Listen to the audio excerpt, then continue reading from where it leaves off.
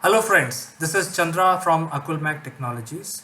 Welcome to TopBrass Skills Gap Discussion Forum.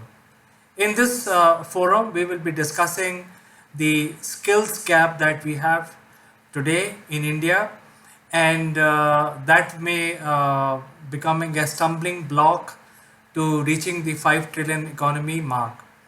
And in this program, we call various leaders to discuss the prevailing issues. And today, I am honored to present to you Mr. Raj Neravati, who is the founder and CEO of a new age company called Hug Innovation. Raj and Hug Innovation are well known in the market uh, among the people and also among the various business fraternity.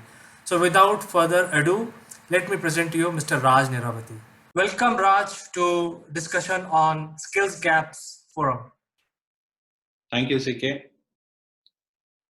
Raj, as a new age organization or innovation driven organization that you head, which is Hug Innovation, your team and your creative faculties are at the forefront of creative thinking and always looking at new opportunities and also looking at the skills that may be required in future.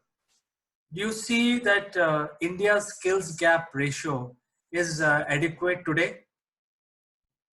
Unfortunately, no. Because it's not just India. I think I'll answer it twofold. Technology is actually advancing ahead of its times at a much rapid pace, where globally we are seeing the challenge of finding the right skill set and the people that can cope up to the current changing trends. Like probably back in 2000, I mean, when we are looking at a technology advancement, we'll be probably looking at least 3 to 4 years, 5 years of stabilization and all. But today, with the kind of digital transformation, with the kind of how everything around us rapidly changing, unfortunately, technology is actually fast advancing more than what we really have thought. And because of that, I think across the board there's a huge skill gap. And because India has a huge market for information technology, we also are in the crisis of not meeting this gap in the industry for particularly the new age skills that are demanded. Yes, Raj. In fact, if I remember my childhood days, I mean, you set up a premier Padmani plant and then you keep selling for 60 years. There is no disruption in between, right? So you have a multi-generation business plan already on the table. But I think you rightly pointed out it's not the case anymore. Uh, True. now, Indian government has set up a huge target for our country, which is to reach 5 trillion economy, although they have not given a timeline for achieving 5 trillion, but I think we have to strive towards achieving or becoming a 5 trillion economy uh, in like 2 to 3 years. So do you foresee a lack of the required or adequate skills in our people in the country, maybe a stumbling block to achieving this target? Absolutely. I'll put it two different segments. First is, yes, there is an absolute skill gap today in the current economy to look at like what we are dreaming versus what is a reality. It doesn't start actually in the industry. It actually starts fundamentally at our educational institutions. Like what are we getting trained? What are our curriculums talking about? Have universities, how often have they reformed the education? It starts there. And then after that, then it comes to the corporate world. And then in the corporate world also, we are actually caught up in a very strange situation of where most of our talent, because we were an early adopter of IT. If you really look at it, most of our talent pool today has an average of like 15 years of experience, 18 years of experience, 20 years of experience. Now, for this kind of a talent pool to really catch up with the fast pace of what technology is growing up is a very difficult thing. That's your mid-level and senior level people who are right now in that bracket, finding it very challenging. Then the second dimension is the schools and the quality of the schools, because I think CK, you can relate to this better. Like we both can relate to this, where when we were actually coming out of plus two, the number of engineering colleges were very limited. So the quality was very high. The entry level barrier is very, very, very high for us to get into engineering. If you're not qualified, you didn't score well, absolutely, you don't even get in. But today, BTech is, I'm sorry to say this, but BTech is as good as any other degree. I mean, I've seen like people with from, like, there are so many mushroom colleges that have come out with absolutely no standards. And then poor thing is students get enrolled over there where there are no faculties and everything. There's no standards of education. And then every year we are actually producing so many set of engineers who are finally ending up in the world of Amir Page to actually get their training, and then they're coming into the corporate world. If you really look at the fresher acceptance ratio in the corporate world also, the corporates are finding it extremely difficult to really find that talent pool which actually can match up to the current expectations. So it starts with, to summarize, it starts with your fundamental education, the enforcement of having the right education at a grassroots level, which I would say that 90% of the colleges today do not have. Then followed by the ability to people to join a corporate. And then the last is to really stay relevant and continue to learn once you are in a corporate world. I mean, I can show you hundreds of corporates today in the country where after 10 years, 12 years of the corporate life, people say, most of them are not getting themselves technically upgraded. They're all becoming people managers, they're becoming operation managers, they think that email managing is their job, they think that they're managing customers. Now what happens is all of these jobs are going to go away. Guess why? Artificial intelligence, mundane robotic jobs, where there's no value addition. I think whether we like it or not, AI is going to take away most of the mundane jobs that we used to do in the past. So with artificial intelligence really fast advancing, I think it's a threat to human capital and the jobs that we take. As a country, we took over jobs from Western world. Now I think AI will start taking away our jobs, and then either we stay relevant or be prepared to lose. Well, I think when the door is closed, you can always see 10 other doors open. So I think we are human. So we need to be, like you said, stay relevant. That's a very strong message that you're giving us. So stay relevant and look at the other door, which is more relevant for you. Considering AI is going to come, you can't stop it.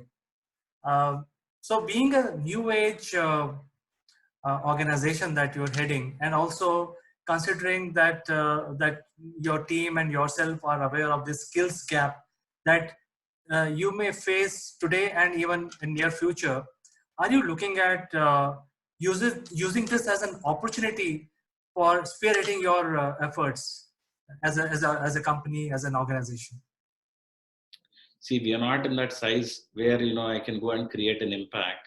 But what we are doing different is we are trying to rely on some finishing schools. See, beyond the educational degree, there are finishing schools today in the market which have earned certain reputation and which are very good in terms of offering that as a skill gap. And when people go and get trained there, instead of actually hiring people from the corporates, we start hiring people from the finishing schools.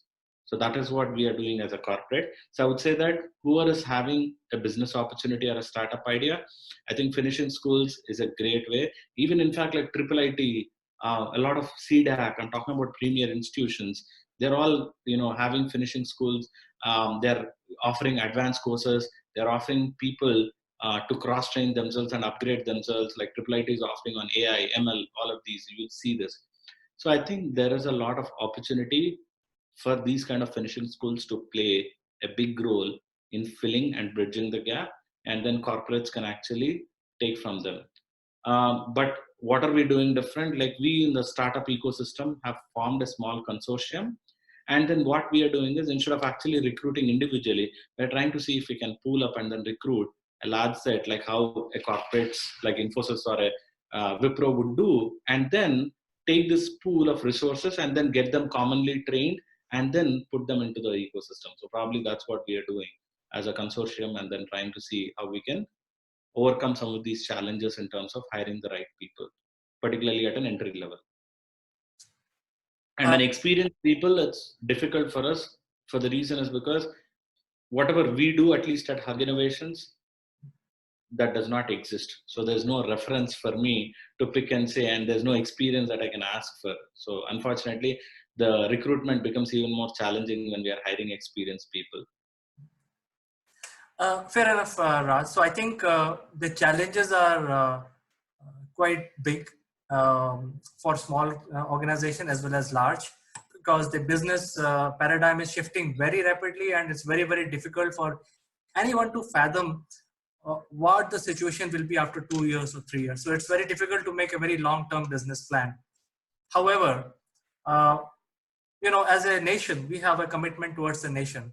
And when our leaders set up a sort of a commitment that, hey, let's do everything to make sure that, we contribute a little bit, and that little bit will become a big chunk, and will help us eventually become a 5 trillion economy.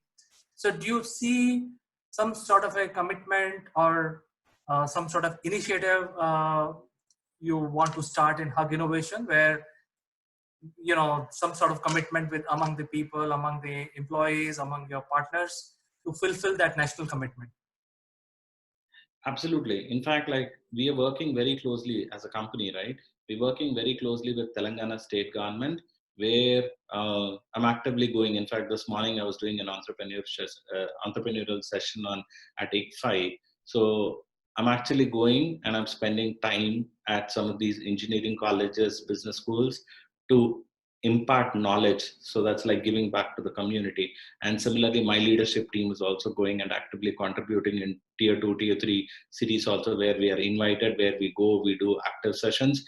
There are few startups actually from JNTU and other places who have come, particularly they are in the world of IoT and all. So they are coming to us more like, using us as a think tank, coining their ideas or sharing the journey. And then we are actually helping them, mentoring them, telling them the do's and don'ts, and then guiding them. So those are our contributions back to the community to see that, yes, this vision and this dream can be fulfilled.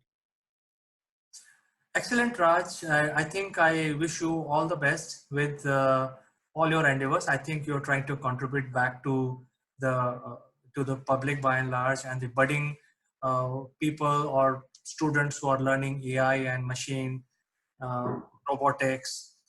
So I think your knowledge, which we are imparting to them, is going to be very valuable. Um, it's always wonderful to talk to you, Raj, and thanks for joining us today. I will find some other very interesting subject to discuss with you in future very soon. Okay, likewise, nice chatting with you, CK. Have a good day. Bye. Thank you. Bye bye, Raj.